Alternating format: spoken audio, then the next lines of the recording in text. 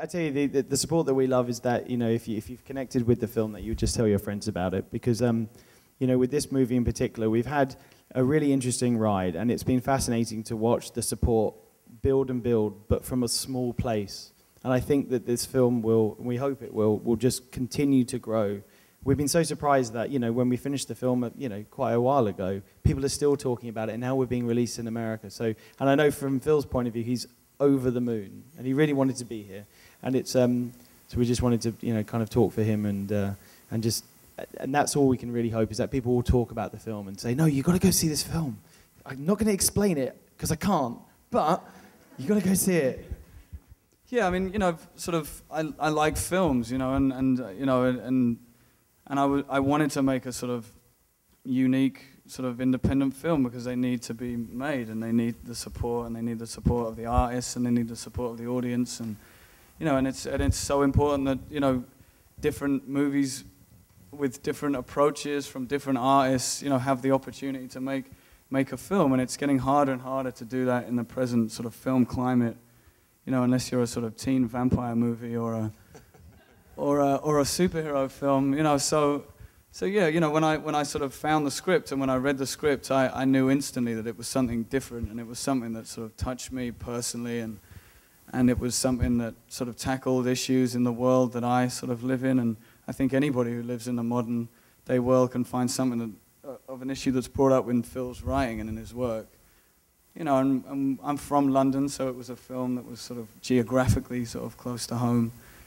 And knife violence is a huge problem in our city. I don't know what it's like. You work on something for so long, and it's such a small team. And I think whenever you guys are making films, it's you have a very small team. And then when someone like Jim affirms that you're not crazy, oh, this is a good project, and and commits to it with such passion, then it fills you with such confidence. And that's the biggest compliment I can really give, is that you're filled with that feeling, and that, no, this is going to be special. We can really work at this. We can try and make this the best film that we can make, with a lot of love and a lot of passion, a lot of hard work. And so when Jim said, that he was up for it, we were completely over the moon. And Jim was filming 50 Dead Men Walking in Belfast, and Phil and I flew over to Belfast, and Phil, the director, who's an amazing man, and I really wish that he was here so you could all speak to him and ask him a load of questions, because he would be able to talk about the film far better than either me or Richard can. But we sort of had a meeting, and I sat down, and I think I really genuinely asked him one question, and then he talked to me for about 3 hours, and I was just blown away by his reasons for wanting to make the film, and all these visual ideas that he had about the film. So I just knew that he was. And anyone who doesn't know Philip Ridley, he's a well-respected kind of artist, not just a filmmaker. I mean, he's known for his stage plays, really, in London and in England, and his poetry and his paintings and his photography. So he has a whole creative universe that he kind of lives under. So I mean, I urge you all, if you like the film in any way, you should check out, his world, because it kind of makes Heartless make a bit more sense of why he made it, because it's all just another piece of his giant jigsaw of his. Yeah, well, that's the sort of pleasure that you get as an actor, is that you sort of you get to sort of spend a lot of time and live within the imagination of each different director that you're sort of working with, and that's a real blessing, because they're all different and they're all talented, and you learn so much sort of each time from them. And as far as sort of change, it's you make a film and then you don't, which is why I wanted to make a film like Heartless, because I mean, essentially, I'm an actor. That's what I like, So when you find a project that has a lot of weight from an acting point of view, which I felt that this did, there was a great journey for the character to kind of go on. So yeah, you just try and find different parts that sort of speak to you and that aren't trying to repeat themselves, I think.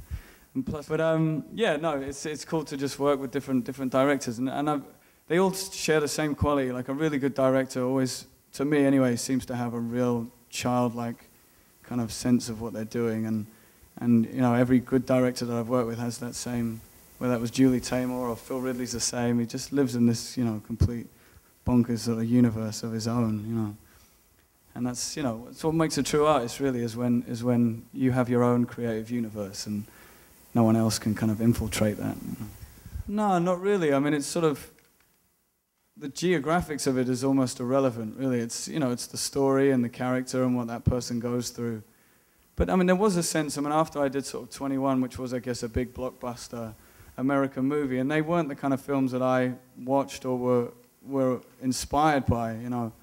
And, you know, what got me into acting was films like, you know, Mike Leigh's Naked and David Thewlis's performance in that, and you know, that was what turned me on to acting in the first place. So yeah, there was a want and a desire, and it was great that after 21 I could help get a film like Heartless, you know, off the ground, and they could use that sort of that movie to sort of help the financiers believe that it was a worthwhile cause, you know. So it was nice. And then I did another film called 50 Dead Men Walking around the same sort of time, and there was a definite want to sort of do something a bit harder and a bit more sort of grittier. But I mean, it didn't necessarily have to be from England, you know.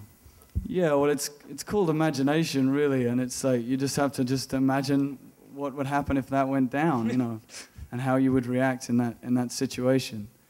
You know, as far as the sort of technique, you know, I didn't come from a sort of, I didn't go to drama school, or I didn't sort of learn how to act at all. So, you know, I'm nervous about people asking me that, because they'll discover the true charlatan that I really am.